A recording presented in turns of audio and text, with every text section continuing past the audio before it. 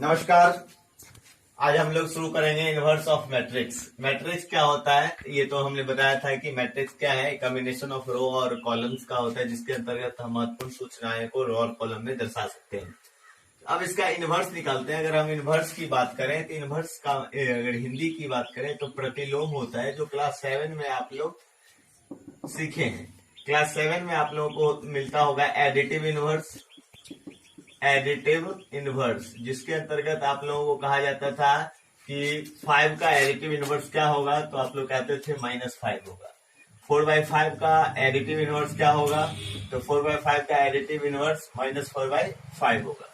इसके बाद दूसरा होता था मल्टीप्लीकेटिव इनवर्स। मल्टीप्लीकेटिव इनवर्स, इसके अंतर्गत हम लोग क्या सीखते थे कि जैसे 4/5 है, इसका अगर हम मल्टीप्लीकेटिव इनवर्स निकालें तो 4/5 का होता था 5/4, 5 का होता था 1/5, यानी अपोजिट होता था। तो इसी प्रकार जब हम मैट्रिक्स की बात करें तो एडिटिव इनवर्स हो चाहे मल्टीप्लीकेटिव इनवर्स हो, इसमें क्या होता है कि इसमें एडिटिव इनवर्स में 5 और -5 को जोड़ते थे तो बराबर में 0 आता था। 4/5 -4/5 को जोड़ते थे तो 0 आता था। इसमें इस दोनों को गुणा करते थे तो 1 आता था, इसमें दोनों को गुणा करते थे तो 1 आता था। इसका मतलब ये क्या हुआ कि इनवर्स कुछ ऐसा होता है जिसको गुणा करने पर 1 आ जाए। एक मतलब मैट्रिक्स की जब हम बात करेंगे तो वो आइडेंटिटी मैट्रिक्स आना चाहिए। अर्थात इनवर्स ऑफ मैट्रिक्स क्या होगा, तो if A is A matrix and B is another matrix of same order,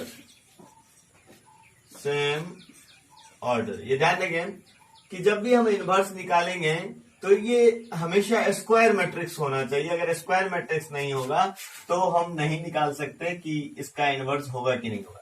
अगर आपका ए जो है वो एक स्क्वायर मैट्रिक्स है, बी भी एक अदर दूसरा एक स्क्वायर मैट्रिक्स है और दोनों का सेम ऑर्डर दोनों का सेम है, तब यदि ए और बी को गुना करने पर वो आइडेंटिटी मैट्रिक्स आ जाता है, तब उसे हम कहते हैं कि ए जो है वो बी का इनवर्स है, बी जो है ए का इनवर्स है। If order then A B equals to I, then we say A is equal to B inverse and B equals to A inverse. ये है आपका मैट्रिक्स, स्क्वायर मैट्रिक्स या इनवर्स ऑफ मैट्रिक्स। इसी तरीका से हम लोग ज्ञात कर सकते हैं।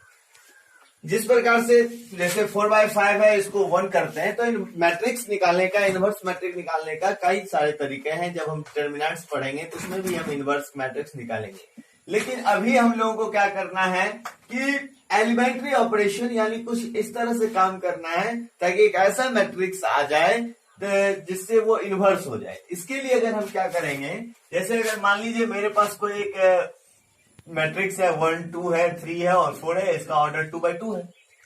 अब इसका हमको इनवर्स चाहिए तो इसको उलटते पुलटते कुछ ऐसे में बदल देना है ताकि इसको और जो दूसरा मैट्रिक्स है उसको गुना करने के बाद हमारे पास मिलना चाहिए आइडेंटिटी मैट्रिक्स। अगर मेरे पास आइडेंटिटी मैट्रिक्स आ गया तब मैं इसको कहूंगा कि ये जो है वो इसका इनवर्स है और ये जो है वो इसका इनवर्स है। इस बात का ध्यान रखना है।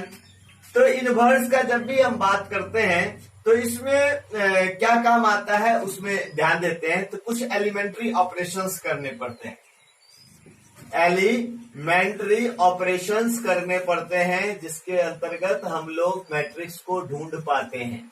अब एलिमेंट्री ऑपरेशंस क्या होते हैं उसके बारे में जानेंगे। इसकी संख्या कुल 6 होती है, जिसमें 3 जो है वो रोज में काम करती हैं और 3 सेम टू सेम कॉलम में काम करती हैं। ठीक है, पहला इसमें क्या है एलिमेंट्री ऑपरेशंस कि हम किसी भी रोज को किसी भी दूसरे रोज से सब्स्टिट्यूट कर सकते हैं, अदला बदली कर सकते हैं। ठीक है, अगर मान लीजिए फर्स्ट रो है उसको हम सेकंड में लाना चाहते हैं, सेकंड रो को हम फर्स्ट में लाना चाहते हैं, तो हम उसको अदला बदली कर सकते हैं। यानी RI को RJ से बदल सकते हैं, उसी तरह से कॉलम, कोई भी कॉलम को कोई भी दूसरे कॉलम से बदला बदली किया जा सकता है। दूसरा आपका है कि हम किसी भी कॉलम्स को किसी भी स्केलर क्वांटिटी से, कोई भी ए से, बी से, सी से, हम उसको मल्टीप्लाई कर सकते हैं। इसी तरह से किसी भी कॉलम में भी हम मल्टीप्लाई कर सकते हैं। अगर कोई भी कॉलम है तो उसको हम किसी भी संख्या से मल्टीप्लाई कर सकते हैं। कोई भी कॉलम है उसको हम उस कॉलम के साथ दूसरे को किसी भी स्केलर से गुना करके, किसी भी संख्या से गुना करके हम जोड़ सकते हैं। अर्थात अगर मान लीजिए ये R1 है और हमारी इच्छा है कि R1 को हम क्या करें, R1 प्लस का 5R2 कर दें, ये ठीक है। R1 प्लस का 3R2 कर देंगे, ये भी ठीक है। अब कहिएगा क्या उससे जो मिलने वाले मैट्रिक्स होंगे क्या वो इक्विवेलेंट होंगे? वो इक्विवेलेंट नहीं होंगे। इसी तरह से तीसरा जो है वो कॉलम अगर आई है, उस कॉलम को हम किसी भी कॉलम से गुना करके, संख्या से गुना करके और किसी भी कॉलम में जोड़ सकते हैं या घटा सकते हैं। ये 6 एलिमेंट्री ऑपरेशंस हैं। इस 6 एलिमेंट्री ऑपरेशंस को हम अप्लाई करके किसी भी मैट्रिक्स का इनवर्स ज्ञात कर सकते हैं।